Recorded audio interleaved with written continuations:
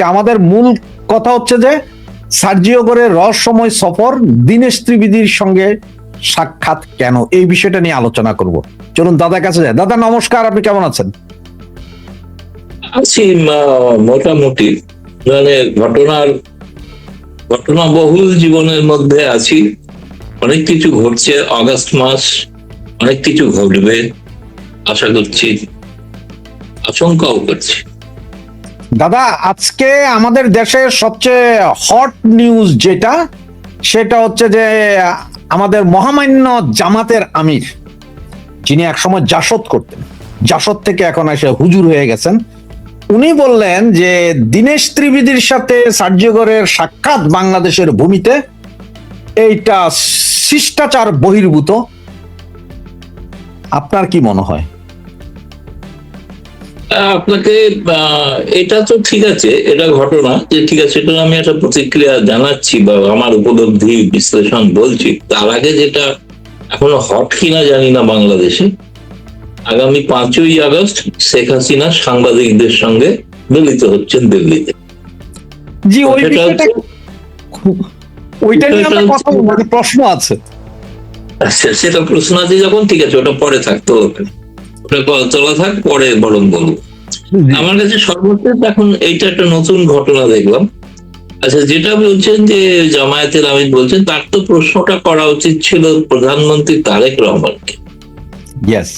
এই বিষয়ে দীনেশ ত্রিবেদী বাকি উত্তর দেবেন, আর অথবা তিনি করতে পারতেন, যদি ট্রাম্প পর্যন্ত পৌঁছাতে না পারেন, ওখানে যিনি অ্যাম্বাসেডার আছেন আমেরিকার, তাকেও প্রশ্ন করতে পারেন। একসময় তো তাদের আমেরিকান এম্বাসিতে খুবই যাতায়াত ছিল, দহরম মহরম ছিল, কত কিছু ছিল, তাই না? সবাই জানে জামায়াতের শিবির করা 40-45 জন সেখানে চাকরিও করতে, তাদের অবশ্য পরবর্তীকালে আর চাকরি নেই, এখন 1-2 জন আছে। ওদের তো অ্যাপয়েন্টমেন্টও লাগতো না, সরাসরি ঢুকতে পারতো যে কোনো মুহূর্তে চাইলে। সরাসরি অ্যাপয়েন্টমেন্টও ছিল, কিন্তু সে অ্যাপয়েন্টমেন্টটা শেখ হাসিনা সরকার পতনের পর থেকে সেটা আর নেই আর কি। যাই হোক, এখন আমার মধ্যে উত্তর দুটো।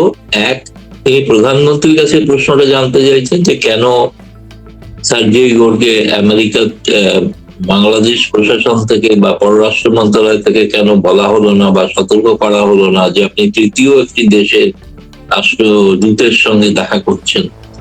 অথবা যিনি ব্লিনকেস্টন, তাকে ওরা মনে করেন যে আমেরিকা তাদের ভীষণ পক্ষের লোক, তাদেরকে জিজ্ঞেস করলেও পারতেন। সুতরাং এই বিষয়ে তো আমার তো বলার কিছু নেই। দীনেশ ত্রিবেদী তিনি সাক্ষাৎ করতে, তিনি তো চাননি, সার্জিও গোর চেয়েছেন, সেই জন্য তিনি সকালবেলা তার হোটেলে গেছেন এবং আমি শুনেছি যে 8টা 10 থেকে 9টা 40 দীর্ঘ বৈঠক হয়েছে। তারপরে তিনি কক্সবাজারে যান। দীর্ঘ সময় ধরে যে কথাবার্তা হয়েছে, আলাপ হয়েছে, সে বিষয়ে অবশ্য বিস্তারিত কেউ কিছু জানাননি, ফলে এই বিষয়ে তো বলা যাবে না। নিঃসন্দেহে এটা একটা তাৎপর্যপূর্ণ ঘটনা, এ বিষয়ে তো কোনো সন্দেহ নেই। রাশেদ ভাই। হ্যাঁ দাদা, এবার আপনার সেই প্রশ্নটাই আসছি। এই যে এই ছবিটা, এখন আমার যেটা প্রশ্ন দাদা, আমার প্রশ্নটা হচ্ছে যে আমি আপনাকে এবং আমাদের যে ভাইয়া আপুরা ছিলেন আর কি, ওনারা আজকে 2 দিন ধরে প্রচার করছে শেখ হাসিনা ভারতের মাটিতে বসে রাজনীতি করতে পারবে না, নিষেধাজ্ঞা আছে। কিন্তু হঠাৎ করে 5ই আগস্ট দিল্লিতে ফরেন করেসপন্ডেন্স ক্লাবের মতো একটি উন্মুক্ত ফোরামে তিনি বক্তৃতা দিবেন, এটা কিভাবে? নাকি আর মোদী সরকার কি আমাদেরকে, যে যেমন ক্রিকেটে আপনারা আমাদের পেলে যেমন 4 ছক্কা মারেন, তেমনই মারছেন? কোনটা? আপনি কি 4 ছক্কা পিটাচ্ছেন আমাদের? বাংলাদেশের মিডিয়ার প্রতি সম্মান জানিয়ে বলি, তারা ওই রিপোর্টের তারা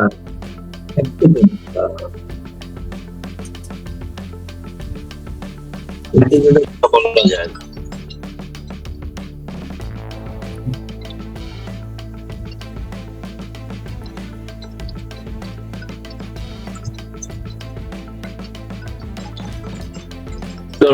এই সময় কথা বললে শুনতে পাবেন না, ভয়েসটা লো হয়ে যায়।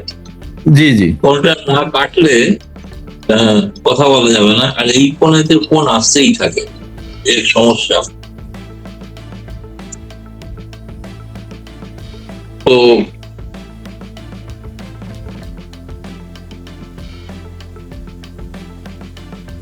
হ্যাঁ, আমি যেটা বলছিলাম যে বাংলাদেশের মিডিয়ার প্রতি সম্মান জানিয়ে বলছি, তারা একটি রিপোর্টের দুটি মাত্র লাইনকে তারা উল্লেখ করে তারা বেশ গদগদ হয়ে গেলেন যে শেখ হাসিনাকে ভারত বলে দিয়েছে। পার্লামেন্টেও নাকি আলোচনা হয়েছে, পার্লামেন্টে কোনো আলোচনাই হয়নি, কিছুই জানেন না, কারণ হচ্ছে ওটা স্ট্যান্ডিং কমিটির রিপোর্টটা গত বছরের।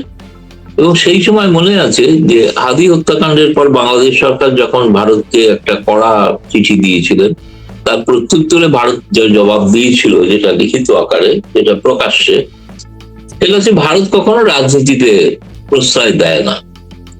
রাজনীতি করার জন্য শেখ হাসিনা এখানে আছেন, তিনি সম্মানিত অতিথি হিসেবেই আছেন, কিন্তু তাকে কোনো রাজনীতি করার দেওয়া হয় না। ফলে সেই সময়কার ওই ঘটনার পরিপ্রেক্ষিতে ওইটা সেই জবাবটাই আবার স্ট্যান্ডিং কমিটিতে উল্লিখিত হয়েছে, এবং সেটা স্ট্যান্ডিং কমিটি বলেছে এটা সরকারের পক্ষে ভালো সিদ্ধান্ত।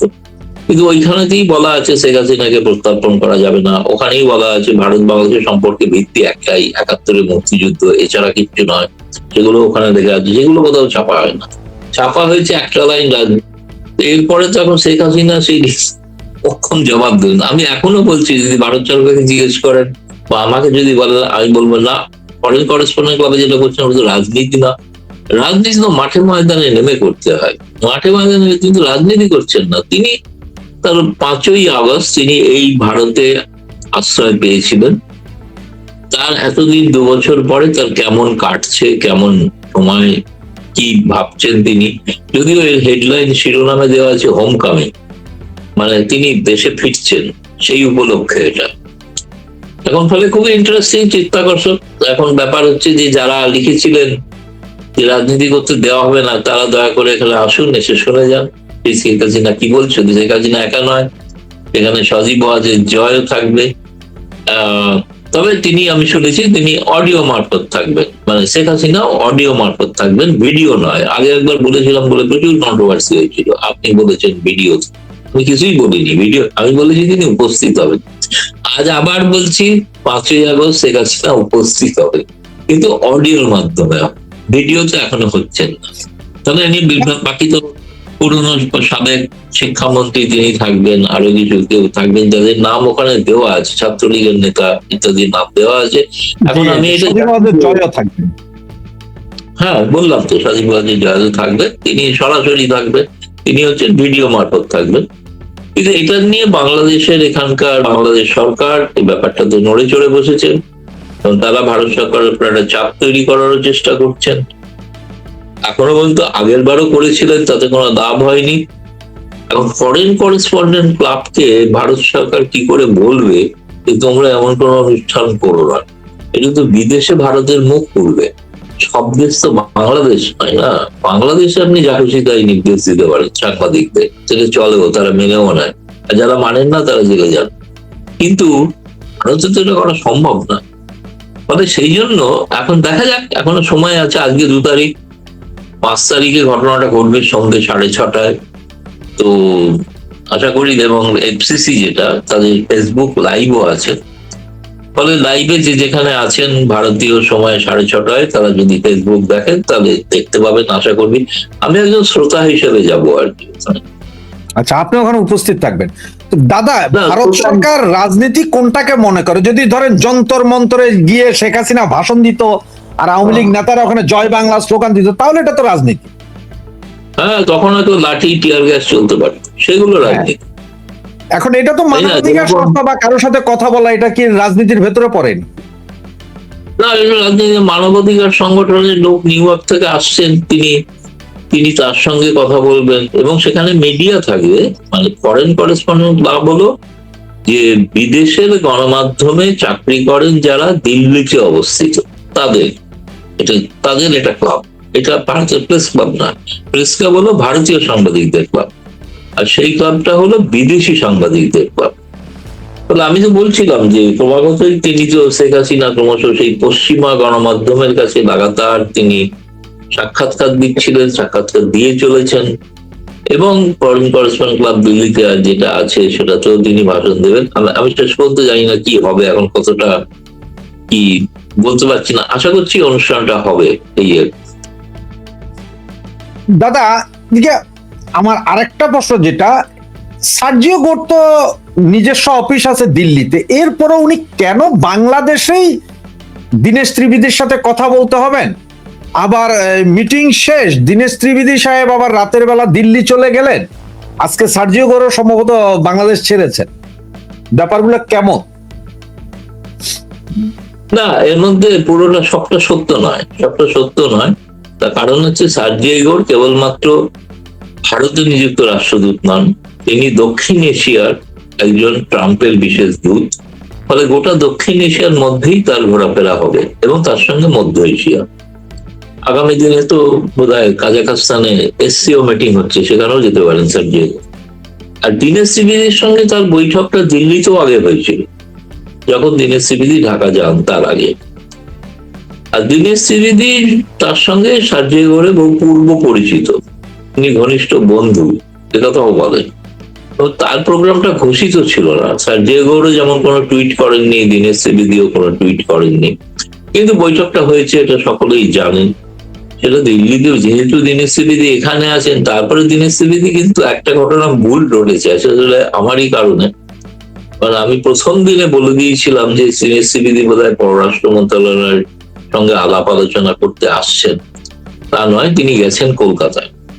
কলকাতায় গেছেন কারণ তিনি কলকাতা থেকে চলে আসার পর তার আর বাড়িতে যাওয়া হয়নি। ফলে তিনি শুক্র শনি ছুটি ছিলেন, তিনি 2 দিনের ছুটিতে তিনি কলকাতায় গিয়েছেন নিছক পারিবারিক কারণে। এবং তিনি বোধহয় আজকে ফিরেও গেছেন মনে হয় ঢাকায়, সেটা ঢাকার লোকেরা বলতে পারবে তিনি আজ বা কাল। কারণ আজকে তো রবিবার থেকে তো বাংলাদেশের তো সরকারি কাজের ছুটি, কাজের দিন। ফলে সেই কারণে হয়তো তিনি হয়তো ফিরেও গেছেন, ফিরে যাওয়ার কথাই ছিল। 2 দিনের জন্য এসেছিলেন, চলে গেছেন, দিল্লি আসেননি। এবং দিল্লি এসছেন কিনা, পরে কলকাতা থেকে দিল্লি এসছেন কিনা, না আমি এই খবর পাই, জানি না। কিন্তু আমি জানি উনি আমাকে অন্তত বলেছিলেন, উনি আসার পরে আমি ওনাকে যোগাযোগ করি, উনি বললেন আমি কলকাতায় আছি, দিল্লিতে নেই, আমি আবার চলে যাবো, ফিরে যাবো, এভাবেই বলেছেন। ফলে সার্জিও গোরের সঙ্গে তার কি আলোচনা হয়েছে এই বিষয়ে তিনি কথা বলতে রাজি হন। দাদা, এদিকে আমরা যতটুকু শুনলাম সার্জিও গোর নাকি আওয়ামী লীগের একজন নেতা, যেটা এখন পেপার পত্রিকা বা বিভিন্ন গণমাধ্যমে দেখছি যে সাবের হোসেন চৌধুরীর কথা বলা হচ্ছে, যে ওনার সাথে সম্ভবত ওয়েস্টিন হোটেলেই দেখা করেছেন, মিটিং হয়েছে বা অন্য কোথাও দেখা হয়েছে। এই ব্যাপারটা কতটুকু জানেন বা এটা সত্যতা কত? সার্জিও গোরের যে মানে প্রোগ্রাম ছিল, সেই প্রোগ্রামে তার তো সন্ধ্যেবেলায় নৈশভোজ ছিল, কিন্তু তিনি পররাষ্ট্র মন্ত্রণালয়, ফলে নৈশভোজে তিনি থাকেননি, নৈশভোজ না করে তিনি ফিরে গিয়েছিলেন। তো আমি আজকে আরো কিছুটা তথ্য পেয়েছি ভেরিফাই করার জন্য, সেটা হচ্ছে যে এটা কিন্তু দুপুরেই আমেরিকান এম্বাসি থেকে বলে দেওয়া হয়েছিল পররাষ্ট্র মন্ত্রণালয়কে যে তিনি কিন্তু বৈঠকের পর থাকবেন না, কোনো নৈশভোজ হবে না। ও নৈশভোজের ব্যবস্থা করা হচ্ছিল, কিন্তু শেষ পর্যন্ত নৈশভোজের ব্যবস্থা করা হয়নি, কারণ তিনি অন্যত্র তার কোনো জরুরি কাজ আছে বলে তিনি যে হোটেলে উঠেছিলেন সেই হোটেলেই ফিরে যান। এবং সেখানে সেই সময়টাতে দেখুন, সেই সময়টা নিয়ে একটা চর্চা আছে যে সেখানে সাবের হোসেন চৌধুরী এবং জাতীয় পার্টি জিএম কাদের, এদের সঙ্গে তিনি কথা বলেছেন, কিন্তু এর কোনো নিশ্চয়তা পাওয়া যায়নি। একমাত্র আওয়ামী লীগের নেতারা নিশ্চিত করছেন। তারা এও আমাকে বলেছিলেন যে সার্জিও গোর ঢাকা যাওয়ার আগে তারা এখানে শেখ হাসিনার অফিসে খবর দিয়েছিলেন যে তারা ঢাকায় গিয়ে তিনি আওয়ামী লীগের কিছু নেতার সঙ্গে দেখা করতে চান। তো তখন সেখানে তো সাবের হোসেন চৌধুরী ছাড়া আর কেউ অ্যাভেলেবেল ছিলেন না। ফলে তাকে সেটা নাকি বলা হয়েছে সেটা নেত্রীর অনুমতি নিয়ে, অর্থাৎ শেখ হাসিনার অনুমতি নিয়েই কিন্তু বলা হয়েছে সাবির হোসেন চৌধুরী। কিন্তু প্রথমে খবর ছিল সাবির হোসেন চৌধুরী কিঞ্চিত ভয় পাচ্ছেন, তিনি দেখা করতে চাইছেন না। কিন্তু আমেরিকার ব্যাপারে তো তার একটু দুর্বলতাও আছে, এবং তিনিও আমেরিকার ঘনিষ্ঠ, ফলে একেবারে সার্জিও গোরকে উপেক্ষা করবেন এটা নাও হতে পারে। সেই কারণেই হয়তো এসেছিলেন। কিন্তু সেখানে যারা বাংলাদেশের যে গোয়েন্দা পুলিশ, তারা তো প্রবল পাহারা দেয় সেখানে, ফলে তাদের কাছে নিশ্চিত খবর থাকবে যে তিনি দেখা করেছেন কি করেননি।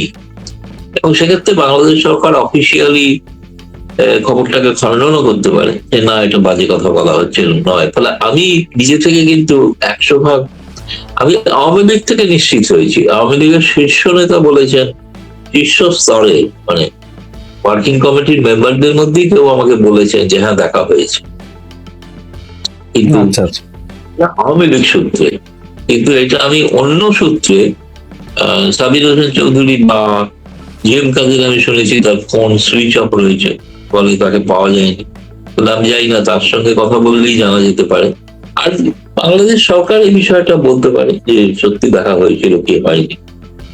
কিন্তু যেটা গুরুত্বপূর্ণ ঘটনা, যেটাতে বাংলাদেশের গণমাধ্যম গুরুত্ব দিচ্ছে না, জুলাই বিপ্লবের যারা নায়ক তাদের কারোর সঙ্গে সার্জিও ঘোষ দেখা করে না, ইউনূস না, জামায়াতের আমির না, এনসিপি, তাদের কারোর সঙ্গে তিনি দেখা করেন। তিনি দেখা করলেন ভারতের হাই কমিশনার আর জল্পনা তিনি প্রধানমন্ত্রীর সঙ্গে দেখা করেছেন, কিন্তু বিএনপির কোন নেতৃবৃন্দের সঙ্গে দেখা করেননি। এবং তিনি সরকারি পর্যায়ে বৈঠক করেছেন, কিন্তু রাজনৈতিক স্তরের বৈঠক, থিঙ্ক ট্যাঙ্ক, এগুলো সব আগে বলা ছিল, ঈশ্বর সব বিশেষ কিছু সম্পাদকদের সঙ্গে তার বৈঠক, এগুলো কোনোটাই ঘটেনি। ফলে জুলাই বিপ্লবের নায়কদের কি আমেরিকা উপেক্ষা করছে? জানি না, প্রশ্নটা করলাম। তবে এদিকে আমাদের কাছে যে খবরটা আছে সেটা হচ্ছে 2 ঘন্টা বৈঠক ছিল আপনার ইয়ের সাথে, পররাষ্ট্রমন্ত্রীর সাথে। 20 থেকে 25 মিনিট নাকি বৈঠক ছিল তারেক রহমানের সাথে, আমাদের প্রধানমন্ত্রীর সাথে, কিন্তু 55 মিনিট বৈঠক ছিল দীনেশ ত্রিবেদীর সাথে। ব্যাপারটা কেমন হয়ে গেল না? ব্যাপারটা হচ্ছে এই যে যেটা আমি শুনেছি সেটা হচ্ছে যে তিনি সন্ধ্যেবেলায় হোটেলে এমন কোন ফিডব্যাক পেয়েছিলেন সার্জিও ঘোষ, যেটা তিনি ভেরিফাই করতে চেয়েছিলেন, কিন্তু তিনি জানেন তো সরকারি যে দল, তার সঙ্গে কথা বললে সেটা ভেরিফাই করা যাবে। সেজন্য তিনি দীনেশ ত্রিবেদী, যিনি হাই কমিশনার, যিনি তার পুরনো বন্ধু, তার সঙ্গে দেখা করে তিনি জানতে চেয়েছিলেন বাংলাদেশের গ্রাউন্ড রিয়েলিটিটা কি। সেই গ্রাউন্ড রিয়েলিটিটা সম্পর্কে তিনি দীনেশ ত্রিবেদী তাকে হয়তো ব্যাখ্যা করেছেন, বলেছেন। এটুকুই মানে আমি মোটামুটি যতটুকু আভাস ইঙ্গিতে বুঝেছি আর। আমাদের পররাষ্ট্রমন্ত্রীর সাথে যে কথা মিটিংটা হয়েছে 2 ঘন্টা, এরপরে যখন সাংবাদিকরা প্রায় 10টা প্রশ্ন করেছেন পররাষ্ট্রমন্ত্রীকে বিভিন্ন বিষয়ে, যে আওয়ামী লীগ বিষয়ে কথা হয়েছে না, এই ভারত বিষয়ে কথা, উনি সব জায়গায় বলছেন না না না। তাহলে এই 2 ঘন্টা ওনারা কি করেছেন? ওখানে কি প্রেমালাপ হয়েছে বা একজন আরেকজনকে ফুল দিয়েছে, আই লাভ ইউ, এরকম কিছু হয়েছে নাকি? না, কতগুলো আমেরিকার তো ব্যবসায়িক সম্পর্ক থাকে। আমেরিকা তো বলেছে তারা বিজনেস টিম পাঠাবেন এখানে, ব্যবসা তারা করতে চান। রিপাবলিকান আমেরিকানরা তারা ব্যবসা নিয়ে বেশি আগ্রহী, ফলে ব্যবসায়িক বিষয় নিয়ে কথাবার্তা হয়েছে। আর একটা হয়েছে আলোচনা, যেটা আমার মনে হয়, আমি যেটা শুনেছি, বৈঠকের পরই পররাষ্ট্রমন্ত্রী এবং উপদেষ্টা দুজনেই প্রধানমন্ত্রীর কাছে প্রায় দৌড়ে গিয়েছিলেন। কারণ আমেরিকা একটা প্রস্তাব দিয়েছে যে প্যাক্সিডিকা নামে যে আর্টিফিশিয়াল ইন্টেলিজেন্স এবং যে গোয়েন্দাগিরির একটা ইন্টারন্যাশনাল অ্যালায়েন্স তারা তৈরি করেছেন, যেটাতে ভারতও আছে, মূলত চীন বিরোধী। সেটাতে তারা চান যে বাংলাদেশ তাতে সামিল হোক, কারণ বাংলাদেশ চীনের এরকম একটা নেটওয়ার্ক, তার মধ্যে নীতিগত সম্মতি তারা দিয়ে বসেছেন যে তারা তার শরিক হবেন। এবং গতকাল রাতে বাংলাদেশের পররাষ্ট্র মন্ত্রণালয় থেকে কিন্তু একটা ছোট আকারের একটা বিজ্ঞপ্তিও জারি হয়েছিল যে চীনের ওই প্রস্তাবটাকে তারা গ্রহণ করছে।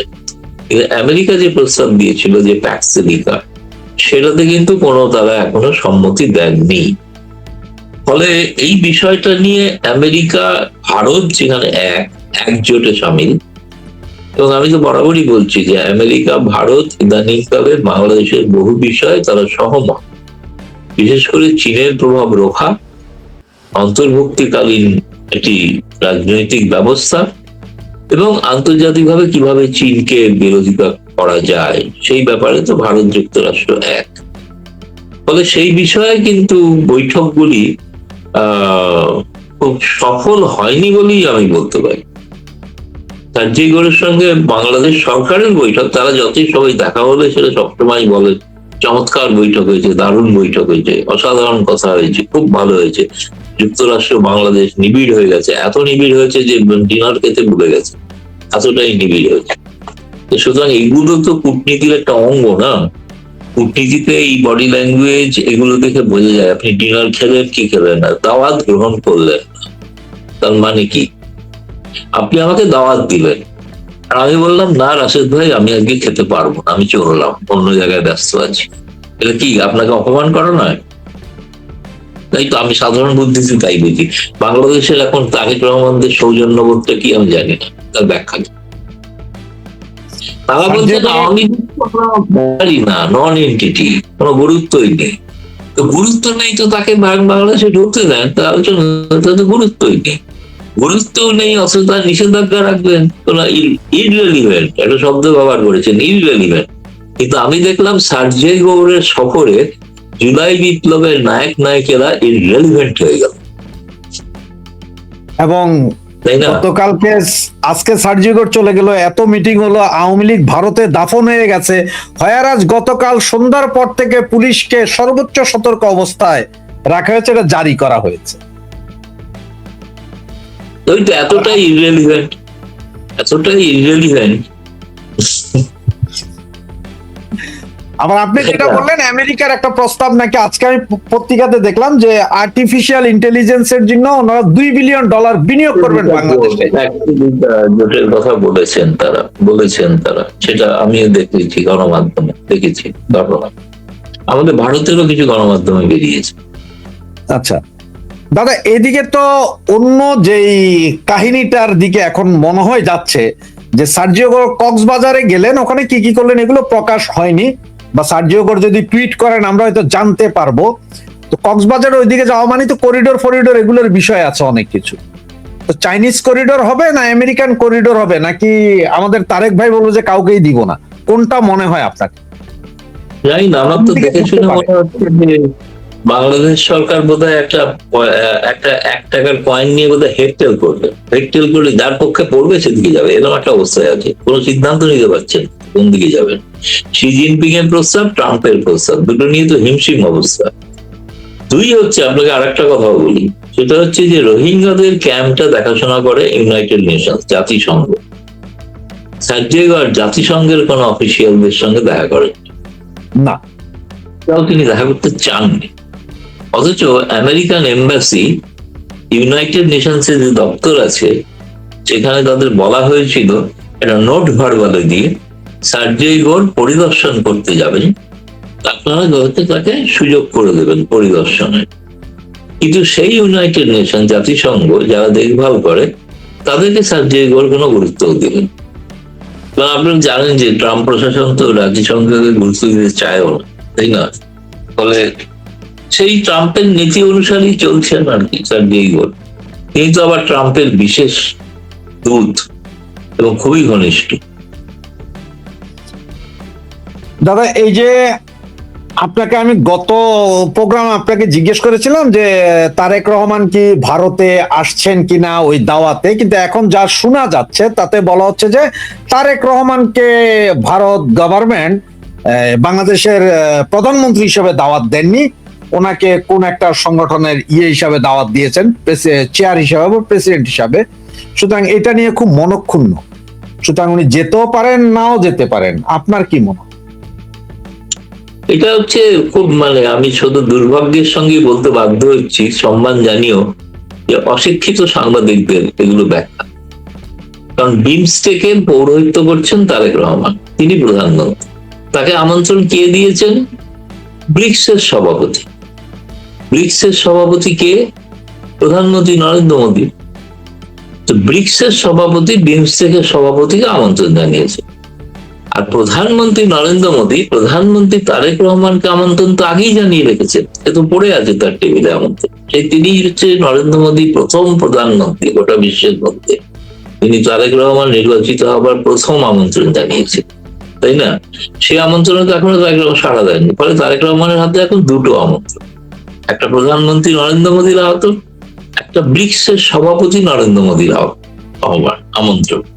এখন কোনটা তিনি নেবেন সেটা তো দিনের শ্রেণীর দিকে প্রশ্ন করেছিল অনেকে। তিনি বলেছেন এটা prerogative of prime minister, prime minister নিজে ঠিক করবেন তিনি কোন আমন্ত্রণটা নিয়ে আসবেন। তবে ব্রিক্সের আমন্ত্রণে তিনি যদি না আসেন তাহলে এটা বাংলাদেশের জন্য খুবই ক্ষতি, খুবই ক্ষতি। সেখানে তো ভারত একা নয় না, 11টা রাষ্ট্রপ্রধান আসবে, তাদের সকলের সঙ্গে তার ওঠা বসা, খাওয়া দাওয়া, তার ডিনার টেবিলে বসা এই বিরাট সুযোগ না, যেটা শেখ হাসিনা ছাড়েননি, করেছিলেন G20। আবার অতীতে ব্রিক্স এর সম্মেলনে শেখ হাসিনাও এসেছিল, গোয়াতে হয়েছিল, তখন এসেছিল। কিন্তু কারণ ভারত প্রতিবেশী রাষ্ট্রকে আমন্ত্রণ জানায় এবং বাংলাদেশকে একটা উন্নয়নশীল রাষ্ট্র হিসেবে তাকে গুরুত্ব দেয়, সেই কারণেই তাকে আমন্ত্রণ জানানো। সুতরাং প্রোটোকলটা হচ্ছে ব্রিক্স এর সভাপতি হিসেবে রাশিয়ার প্রেসিডেন্টকে যে আমন্ত্রণ জানিয়েছেন, সেটা হচ্ছেন ব্রিক্স এর অন্যতম সদস্য রাশিয়াকে। ব্রিক্স এর অন্যতম সদস্য শি জিনপিং তাকে আমন্ত্রণ জানিয়েছে। তারা সকলেই সব রাষ্ট্রপ্রধানরাই তো এগুলো হয়ে থাকেন না এই পদগুলোতে। বিমস্টেকের সভাপতি তো খলিলুর রহমান হতে পারবেন না, কিংবা আপনার ওই কি বলে ফখরুল মির্জাও তো হতে পারবেন না, হতে তো হবে প্রধানমন্ত্রীকেই। তো সেই জন্য প্রধানমন্ত্রীর কাছে গেছে। এটাকে না মানে অযথা জলঘোলা করার চেষ্টা, মানে একটা বলে না পায়ে পা লাগিয়ে ঝগড়া করা, আমার একটা ছেলে মানুষের বাচ্চাদের স্কুলে করে না, এই তুই আমাকে ঠিকই বলিস নি, বাচ্চাদের মধ্যে সেটা ওনারা কেউ বলেননি কিছু। এটা সাংবাদিকরা আগ বাড়িয়ে ব্যাখ্যা দিচ্ছেন। কোন সাংবাদিক? তারা হচ্ছে ইউনূসের মদত পুষ্ট সাংবাদিক। তাদের একটা কি যেন আছে, কি পয়জন নাকি, হ্যাঁ পয়জন নাকি নমক হারাম, উনি তুলেছেন প্রশ্নটা, ডাস্টবিন শফিক। আচ্ছা হতে পারে, আমি জানি না তিনি কেন তাকে সবাই আপনারা ডাস্টবিন বলেন, চমৎকার দেখতে, সুন্দর দেখতে একটা লোক। এনিওয়ে যাই হোক, তো তিনি প্রথম আর কি এটা বলেন। তিনি ভারতে বহু সাংবাদিককেও পাঠিয়েছে, আমার কাছেও পাঠিয়েছে। তো আমি পড়ে তো হাসতে হাসতে চেয়ার থেকে পড়ে যাচ্ছিলাম যে এইটা দিয়ে কি ভারত বাংলাদেশের সম্পর্ক যখনই কাছাকাছি হওয়ার চেষ্টা হয়, তখন এককালে যখন জামায়াত করতো, এখন নতুন একটা শক্তি হয়েছে, তারা এখন করছে কি করে সফরটাকে ভেস্তে দেওয়া যায়। ফলে এরা হচ্ছে বাংলাদেশের কতটা স্বার্থ দেখবেন এই নিয়ে আমাদের সন্দেহ আছে। ফলে এই সম্পর্কে তারেক রহমান সরকারের সতর্ক থাকা। তবে আমার যা মনে হয়, হয়তো আমাদের যেসব সাংবাদিকরা এটা নিয়ে কথা বলছে যে বিমস্টেক বা ইয়ে, আমার মনে হয় যারা বিমস্টেক এই শব্দটা না বুঝে ওদের মাথায় হয়তো ঢুকে গেছে যে বিফ স্টেক। বিফ, গরুর মাংসের যে স্টেক হয় না, ওরা হয়তো বিফ স্টেক ভাবছে। না না না, ছিল বিফ স্টেক না না, এইটা তো বাংলাদেশ, এইতে ইন্ডিয়া, এটি মায়ানমার, এইতে থাইল্যান্ড, ইকোনমিক এবং টেকনিক্যাল কোঅপারেশন, এগুলো ওইটা তো অরিজিনাল। আমি বললাম যে আমার দেশের সাংবাদিক যারা বিরোধিতা করছে তারা মানে বিফ স্টেক ভেবে বিরোধিতা করছে। যে তারা তো বিফ খান, বিফের বিরোধিতা কেন করবেন? না, ওরা ওই যে মানে আমাদের প্রধানমন্ত্রী দিলা না, তোমরা আমাদেরকে বিফ স্টেক বলে আনতেছো, এটা তো হবে না, প্রধানমন্ত্রী বলতে হবে, এই আর কি। তো দাদা আপনাকে সর্বশেষ যে, আমি তো এখনো জানি না প্রধানমন্ত্রী ছাড়া আর কেউ বিমস্টেকের সভাপতি হতে পারেন কিনা। দাদা আপনাকে সর্বশেষ যে প্রশ্নটা, এখন এই যে বাংলাদেশের বর্তমান যে পরিস্থিতি, তাতে প্রতিনিয়ত আওয়ামী লীগের মিছিলের প্যারামিটার খুব বাড়ছে, বড় বড় হচ্ছে মিছিল। 5 তারিখে নেত্রী আবার আসছে, উনি বলবেন 5 তারিখে কথা বলবেন উনি, এটা বিশাল সম্মেলনের মতোই এটা বলা যায়। রাজনৈতিক প্যারামিটারে কি বুঝছেন? সার্জিও গোর ঘুরে গেল, তার আগে আরেকজন ঘুরে গিয়েছিল, এখন মানে আরো 2-3 জন আসছে। প্রেশারটা কোন দিকে আছে তারেকের উপরে? প্রেশার তো আছে, প্রেশার আছে ওই যে চীন নিয়ে প্রেশার, আর ইনক্লুসিভ সোসাইটি সেটা চান। আর ফলে ওই দেখুন, আপনাকে যদি সত্যিকারের কোনো ডিপ্লোম্যাটিক অ্যানালিসিস করতে হয়, তাহলে বলতে হবে যে এটা তো উনি তো গেছেন জুলাই মাসে, তাই না? সার্জিও আজকে ফিরেছেন মানে আগস্ট মাসে 1 তারিখ, জি 2 তারিখ হয়ে গেছে, আজকে রবিবার 2 তারিখ। জুলাই মাসে গিয়ে জুলাই বিপ্লবের নায়কদের তিনি উপেক্ষা করলেন, দেখা করলেন না, এটাই তো সব থেকে বড় খবর। সুতরাং এটাই তো চাপ। মনে হয় তারেক রহমান সরকার ঠিক আমেরিকার স্বার্থ সম্পূর্ণ দেখছেন না, সে কারণে তারা একটু বিব্রত। স্বার্থ না থেকে কি টিকে থাকা যাবে? ভারতের দেখা কোনো কথাই নয়, কিন্তু তবুও আমেরিকার স্বার্থ কতটা দেখছেন সন্দেহ আছে। আর যেই ছেলেটা জুলাই আহত দাবি করে, যে হাত নাই, হ্যাঁ, সে উপরে যে চাদর পরে আসে, সে তো আস্তে আস্তে আমার খুব কাছে চলে আসলো, যেন পারলে ও আমার জামা কাপড় ছিঁড়ে ফেলে। তখন আমি ছেলেটাকে ধাক্কা দিয়ে সরালাম, স্যার যাও, দূরে যাও, কি সমস্যা? আর আমি আমার ব্যাগে সব সময় আত্মরক্ষার জন্য একটা লাঠির মতো রাখি, যেটাকে টান দিলে অনেক বড় হয়। আমি নারী, বাংলাদেশে তো কোনো নিরাপত্তা নাই, এই জন্য আমি আমার সুরক্ষার জন্য এটা রাখি। আমি ব্যাগ থেকে ওটা বের করে ফেলেছি, কারণ ওরা তো অনেকেই, আমি বুঝতে পেরেছি যে ওদের উদ্দেশ্য শুধু কথা বলা না, ওরা নোংরা হাতাহাতি করতে আসবে, ওদের অ্যাপ্রোচ দেখে বোঝা যাচ্ছিল। তখন ওরা আমাকে বললো যে তুই মাপ চাবি, তুই মাপ চাবি। আমি বলছি, কেন মাপ চাবো? আমি কি অপরাধ করেছি? আমি কি ডাকাত? আমি খুনি? আমি চোর? আমি বাটপার? আমি কেন মাপ চাবো? এদের সাথে তর্ক বিতর্ক হতে হতে একটা সময় এরা আমাকে বলে, হ্যাঁ জুলাইকে ছোট করেন, জুলাইকে অবমাননা করেন। আরে জুলাইকে তো এরাই বিক্রি করে, জুলাইকে তো এরাই ব্যবসা বানিয়েছে। আবার বলে যে আবু সাইদের নাম নিয়ে, এখন আবু সাইদের নাম নিয়ে বলবো না ভাই? দেখেন, এরা বলে হাজার হাজার মরেছে জুলাইতে, অথচ বাংলাদেশের লিস্ট অনুযায়ী মাত্র 834 জন। এমনও জুলাই শহীদ আছে যে বিদ্যুৎ স্পৃষ্ট হয়ে মারা গেছিল, তাকে বানিয়েছে জুলাই শহীদ। মাথায় টিউমারের অপারেশন সফল হয়নি, মারা গেছে, তাকে বানিয়েছে জুলাই শহীদ। এমনও জুলাই শহীদ আছে যে শহীদ হওয়ার পরে আবার ফেরত এসেছে, রাফি। জুলাই শহীদ অথচ বাহরাইনে ব্যবসা করে। জুলাই শহীদ দাফন দেওয়া হয়েছে যাত্রাবাড়িতে, অথচ সেই লোক এই ইয়েতে আপনার ময়মনসিংহে ব্যবসা করে। হ্যাঁ, তার মানে জুলাই শহীদের এই অবস্থা। তাহলে আমরা জানতে চাইতেই পারি যে 834 জন যে সরকার বলছে, 834 জন কারা? কারণ এরা তো প্রতি মাসে আপনার টাকা, আমার টাকা, জনগণের কষ্টের টাকা ভাতা হিসেবে নিচ্ছে। আর এক একটা জুলাই শহীদকে তো 20 লক্ষ করে টাকা আগেই দেওয়া হয়েছে। ওই টাকা দিয়ে আবার জুলাই শহীদের বাবা দ্বিতীয় বিয়েও করেছে। তাহলে কার পেটে যাচ্ছে টাকা? এটা আমরা জানতে চাইতেই পারি। আর আবু সাইদের মৃত্যু, আবু সাইদ মরার পরে তার 5-6টা ময়না তদন্তের রিপোর্ট গণমাধ্যমে এসেছে। আর তার বাবা নিজেই বলেছে যে আবু সাইদের মাথার পিছনে এত বড় একটা গর্ত ছিল। তো ভাই, পুলিশের রাবার বুলেট দিয়ে তো মাথার পিছনে গর্ত হওয়া সম্ভব না। রাবার বুলেট, কাঁদানে গ্যাস, গরম পানি পুলিশ কখন ছোড়ে, তাই না? যখন আপনি আন্দোলনকে স্থগিত করতে চায়, ছেলে মেয়েদেরকে বোঝাতে চায়, আন্দোলনকারীদেরকে বোঝাতে চায়, ঘরে যাওয়ার জন্য বলে, তখন রাবার বুলেট দিয়ে কেউ মরে, খুব কাছ থেকে রাবার বুলেট দিয়ে মারলে তো সর্বোচ্চ হাড় ভাঙবে। কিন্তু ছেলেটা যখন বসে পড়লো, আহত হয়ে গেল, তার বন্ধু তাকে হাসপাতালে নিতে 3 ঘন্টা সময় লাগিয়েছিল। 3 ঘন্টা তার আবু সাইদকে নিয়ে কি করেছিল? এটা আমি জানতে চাইতেই পারি। একজন সচেতন নাগরিক হিসেবে এটা আমার জানার অধিকার আছে। এই প্রশ্ন আমরা বারবার করেছি যে আবু সাইদের মৃত্যুর রহস্য আমরা জানতে চাই। তার লাশটা উঠান আর পোস্টমর্টেম করে জনগণের সামনে জানান যে আসলে কি সে শহীদ না তার মৃত্যু কিভাবে হয়েছে, আমরা সেটা জানতে চাই। এটা জানতে চাও কি অপরাধ? তারা বলছে আবু সাইদকে অপমান করলাম, আমি আবু সাইদকে অপমান করেছি, সরি বলতে প্রশ্নে উঠে না। কে কার কাছে সরি বলবে? তর্ক বিতর্কের সময় এক পর্যায়ে ছেলেটা আমার সাথে যুক্তিতে পারলো না, তখন সে একটা থাপ্পড় দিয়ে 1 সেকেন্ডও তারা দাঁড়াতে পারলো না। আপনি নিশ্চয়ই ফুটেজে দেখেছেন, দর্শক ফুটেজে দেখেছে, আমাকে একটা থাপ্পড় দেওয়ার সাথে সাথে তারা জান ভয়ে পালিয়ে গেছে। এবং আমিও উঠে দাঁড়িয়ে এলাকার নিচে গিয়ে এলাকাবাসীকে জড়ো করে ফেলেছি, বলেছি যে ধরেন ধরেন, ধর্ষক, চাঁদাবাজ, মববাজ, সন্ত্রাসী। এলাকার লোকজন তো নতুন ধারা বাংলাদেশের নেতা কর্মীদেরকে চিনে, তারাও ওদেরকে দৌড়ানি দিয়েছে। কি আর বলবো, এই হলো দুঃখের কথা। এখন সাব্বির ভাই, আমাদের কাছে মনে হয় যে জুলাই কথা দিয়ে কথা রাখেনি। সাব্বির ভাই, জুলাই কি বলেছিল? জুলাই তো একটা ফ্রড ছিল, স্ক্যাম ছিল, ফ্রড, প্রতারক। জুলাই বলেছিল বৈষম্য থাকবে না, কিন্তু সব জায়গায় বৈষম্য। টেকনাফ থেকে তেতুলিয়া, রূপসা থেকে পাতুরি, আমরা এত বৈষম্য আগে কোনো দিন দেখিনি। এরা বলে যে হিন্দু নারীদেরকে ধর্ষণ করা জায়েজ, এরা হিন্দু নারীদেরকে ধর্ষণ করে মেরে পানিতে লাশ ভাসিয়ে দেয়, হিন্দুদের সম্পদ এরা কুড়ে কুড়ে খায়। অথচ ইসলাম কেন? কোথাও নেই। কেন হিন্দুদেরকে ধর্ষণ করতে হবে?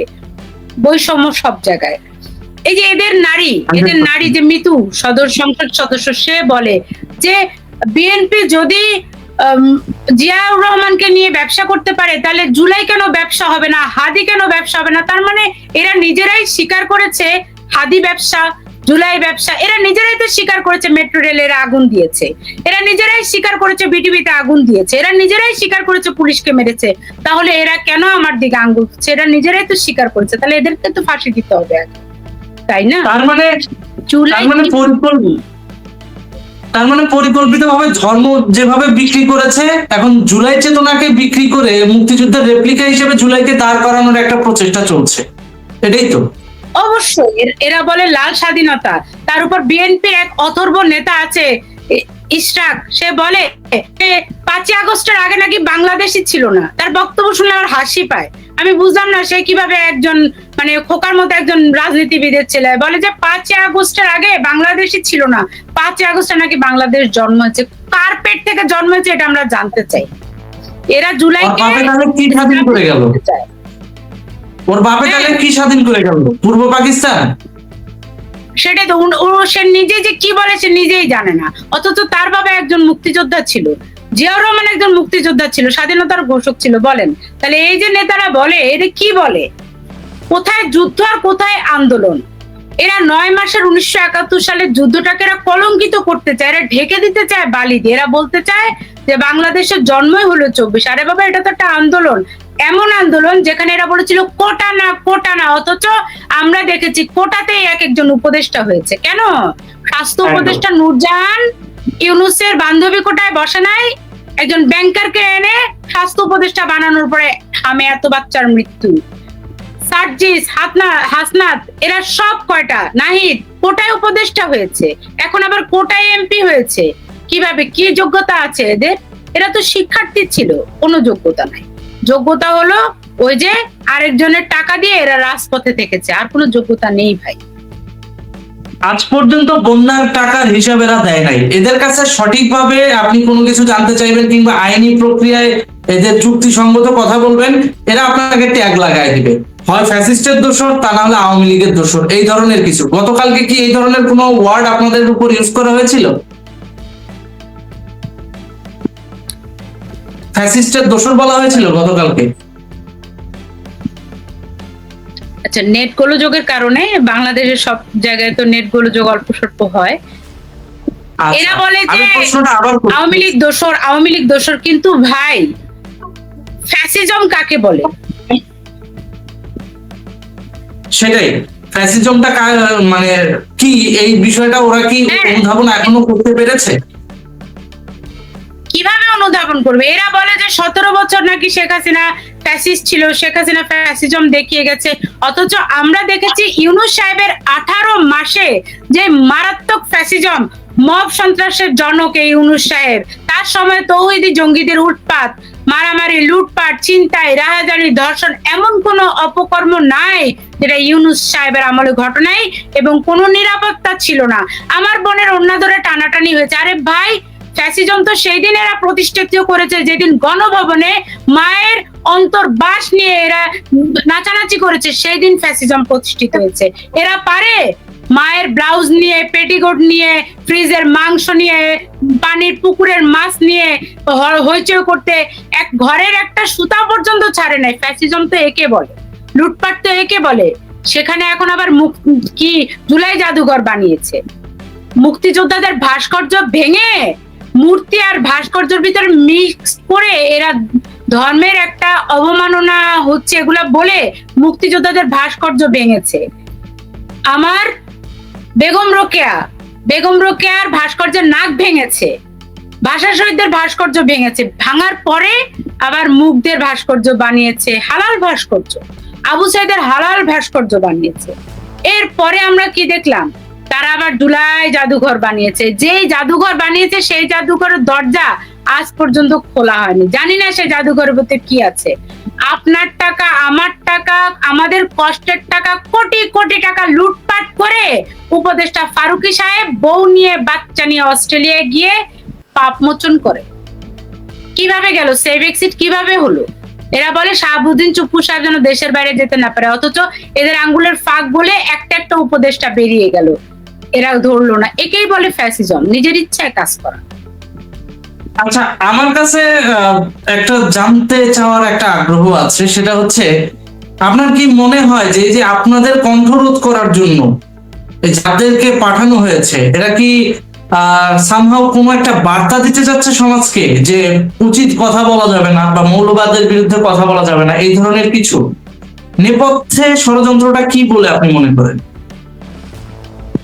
দেখেন, জুলাই তো বলেছিল বাক স্বাধীনতা থাকবে, কিন্তু কোনো বাক স্বাধীনতা নাই। কথা বলতে গেলে টুটি চেপে ধরছে, মামলা দিচ্ছে। আমার নামে 2টা মামলা করেছে, যারা জুলাই দোকানদার, এই দোকানদার গুলার একজনই 2টা মামলা করেছে আমার নামে। এরা আলটিমেটাম দিয়েছিল 47 দিন 36 দিন। হ্যাঁ, আমাকে ধরে না কেন পুলিশ, পুলিশ আমাকে ধরে নিয়ে যাবে? দরকার পুলিশের কি এত টাকা? জুলাই কি জুলাইয়ের ঘৃণা স্তম্ভ আমরা তৈরি করে সেটাতে জুতা দিয়ে বাড়ি দিব না? জুলাই তো ঘৃণিত জিনিস। জুলাই দিয়ে তো আমাদের কিছু হয়নি, ওরা তো প্রতারক ছিল। কারণ ওরা বলেছিল সংস্কার হবে, কোনো সংস্কার হয়নি। দেশের মানুষের সংস্কার হয়েছে নাহিদের পেটের, এত বড় একটা পেট বানিয়েছে। সংস্কার হয়েছে সার্জিসের ভাঙ্গা চাপা। সে ছিল ফকিন্নির ছেলে, ঢাকা ইউনিভার্সিটি বারান্দায় ঘুমাইতো, 700 টাকার মোবাইল থাকতো তার পকেটে। 5ই আগস্টের পরে তার কোত্থেকে নাতি আইসা নানা হয়ে গেল, জমিদারের নাতি হয়ে গেল। 2 পকেটে 2টা আইফোন নিয়ে ঘুরে বেড়ায়।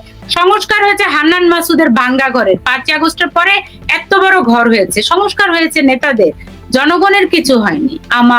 আমার ভাইদের, আমার বোনদের, 20 কোটি জনগণের কিচ্ছু হয়নি।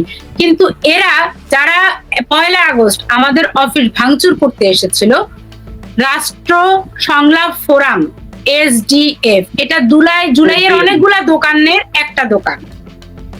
এই দোকানটা যে চালায়, সেই দোকানদার যে আমার গায়ে হাত তুলেছে, আমরা বিশ্বাস করি যে এরা অন্য কোন রাজনৈতিক নেতার কাছ থেকে টাকা পয়সা খেয়ে আমাদেরকে হামলা করেছে। কারণ নতুন ধারা বাংলাদেশ তো 2012 সাল থেকে স্বাধীন। কিন্তু ও যেই জন্ম নিবন্ধন দিয়ে বৈষম্য বিরোধী ছাত্র আন্দোলনে ছাত্র সেজে ইন করেছে, সেখানে আবার জন্ম তারিখ নাম আলাদা। খেয়াল করে দেখেন।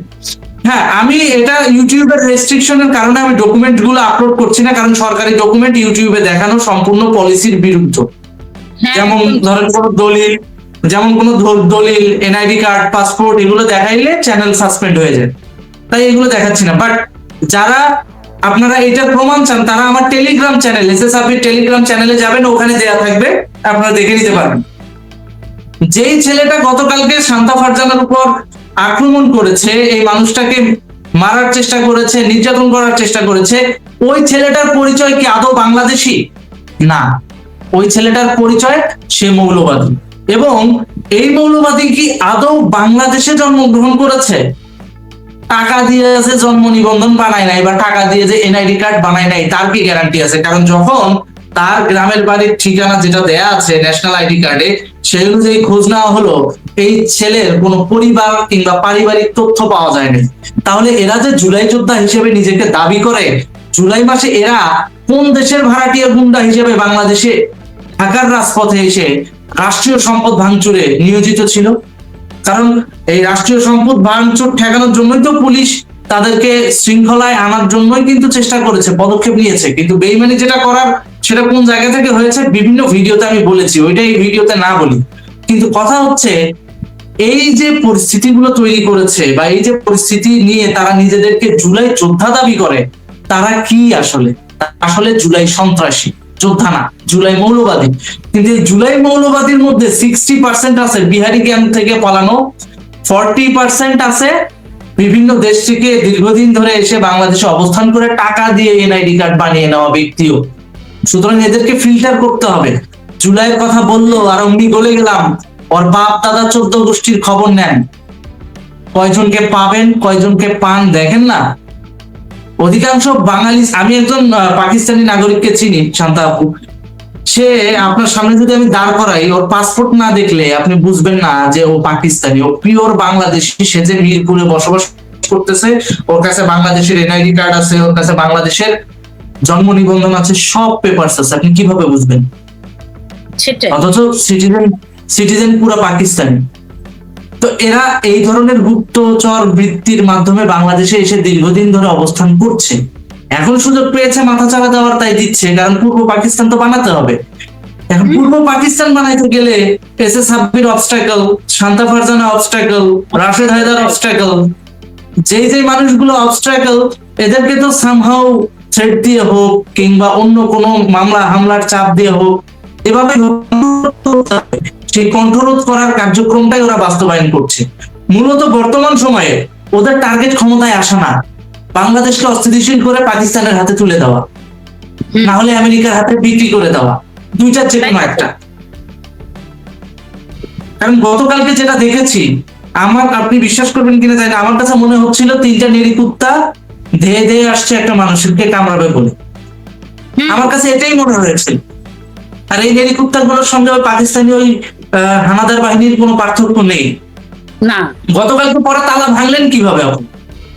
মানে ওই যে আমি তালা চাবিওয়ালাকে খবর দেওয়ার পরে তিনি এসে তালাটা ভেঙে ফেলেছে। ভেতর থেকে পরে চেয়ারম্যান সাহেবকে উদ্ধার করা হয়েছে। চেয়ারম্যান সাহেবকে আমরা বের করেছি। আল্লাহর কাছে শুকরিয়া আদায় করি যে তিনি অক্ষত ছিলেন, কারণ আমরা আমাদের চেয়ারম্যানকে অনেক ভালোবাসি। আমরা তার কোনো ওরা যেভাবে এসেছে, ওরা তো লুটপাটের প্ল্যান নিয়ে এসেছে। ওরা মেরেও ফেলতে চেয়েছিল। আরে মমিন মেহেদীকে মেরে ফেললে কার কি হতো, কিন্তু মমিন মেহেদীকে মেরে ফেললে তো নতুন ধারা চেয়ারম্যান হারাতো, দেশের জনগণ একজন ভবিষ্যৎ নেতা হারাতো, তাই না? যে মমিন মেহেদী নিজের খেয়ে বনের মোষ তাড়ায়, যে কখনো মানে নিজের আরামায়েশের কথা চিন্তা করে না, সেই মমিন মেহেদীকে মেরে ফেললে তো দেশের একটা তারকা নষ্ট হয়ে যেত। কারণ তিনি তো চেষ্টা করছেন, আল্লাহ বলেছেন চেষ্টা করো, দেয়ার মালিক আল্লাহ, তাই না? রাইট। তাহলে আল্লাহকে মেনেই যখন আপনারা রাজনৈতিক দলটাকে পরিচালনা করছেন, নিজ নিজ ব্যক্তিগত জায়গা থেকে আল্লাহর প্রতি বিশ্বাস ধরে রেখে, সেই আপনাদেরকে নাস্তিক ট্যাগ লাগানোর চেষ্টা করা হচ্ছে, ইসলাম বিরোধী ট্যাগ লাগানোর চেষ্টা করা হচ্ছে। কেন? কারণ আপনারা ওই যে মৌলবাদের বিরুদ্ধে কথা বলেছেন, তাই। আমাকে নাস্তিক বলেছে, আমার মাথার দাম হাঁকিয়েছে। বলবো না যে একটু আগে আপনি কিন্তু একটা আমাদেরকে একটা স্টিল ছবি দেখালেন, যে বললো যে শয়তানের তাড়নায় তার এই শিশুকামিতা বাল্যকামিতা জাগ্রত হয়, বাচ্চাদেরকে ধরে ধরে নোংরা ভাবে চুমা দেয়, জাপটে ধরে রাখে, এটা একটা রোগ। এরপরে তার আছে সমকামিতা। আমরা দেখেছি না যে বিদেশি কূটনীতিকদের তিনি কিভাবে পিছন থেকে জাপটে ধরেছেন, কেমন করছিলেন। আবার তাকে যখন আঙ্গুল তোলা হলো, সমালোচনার আঙ্গুল, তখন তিনি বললেন আরো বেশি করে করব, কারণ আমাদের এটা নবীজির সুন্নাহ। আস্তাগফিরুল্লাহ, আমাদের নবীজি কোথায় এরকম পুরুষকে জাপটে ধরে পিছন থেকে এভাবে চুমাচুমি করেছেন আমাদের জানা নেই।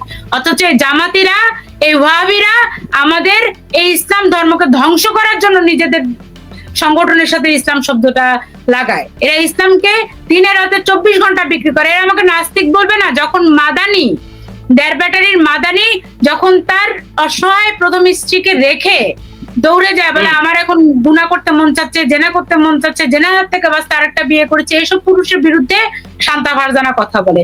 501-এর হিরো মামুনুল হক, যিনি ধরা পড়লে বলে শরীয়তি বউ, তার বাংলাদেশের 64টা জেলায় 64টা শরীয়তি বউ, যে মহিলার সাথে তার কোনো বিবাহ বন্ধনের আবদ্ধ নাই, রেজিস্ট্রেশনের কোনো খবর নাই, ধরা পড়লেই শরীয়তি বউ। তো সে যখন বলে 501 নম্বর রুম হালাল, তখন ছেলেরা কি শিখবে? মাঠে ময়দানে বাজারে হাটে ঘাটে ছেলেরা মেয়েদেরকে নিয়ে ধরা পড়বে আর বলবে শরীয়তি বউ, শরীয়তি বউ, শরীয়তি আইন, বলবে শরীয়ত আইন আমরা অবমাননা করি। ধরা পড়ার পরে ওদের কাবিনের কথা মনে পড়ে, মনে পড়ে তখন শরীয়ত আইন চলে আসে। দেখেন নাই জামাতের নেতা যে গাজী নজরুল কি করলো, এক মহিলার লিফটের সামনে চুমা, আরেক মেয়েকে নিয়ে ধরা পড়ার পরে বলে আমার শরীয়তি বউ, কেউ জানেই না শরীয়তি, গোপন শরীয়ত। আমার আফসোস হয় গাজী যে নজরুলের স্ত্রীর কথা চিন্তা করে। মহিলাটা সারাটা জীবন একটা মানুষের সঙ্গে সংসার করলো, সে